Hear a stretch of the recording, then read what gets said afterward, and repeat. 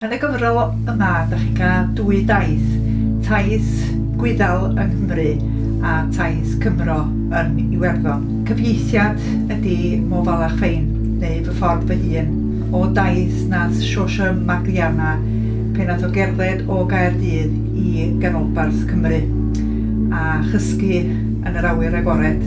Felly ydych chi'n cael ei argraffiadau o Gymru tua 100 mlynedd yn ôl. A mae'r llyfr yn cael ei ystyried yn glasur yn yr iaith Wyddeleg. A mi ddaru hyn atgoffa fi o ddyddiadur yn Haid ar olwyn yn Eire pan nath o a'i blant yn 1939 ar feics i Iwerddon am 2 wythnos. Ac mae o wedi cofnodi ei daith ac argraffiadau o Wlad y Gwyddel. A mi oedd o rhaid iddo fo ffoi am ei fywyd adra cyn yr dyfodiad yr ail ryfel byd.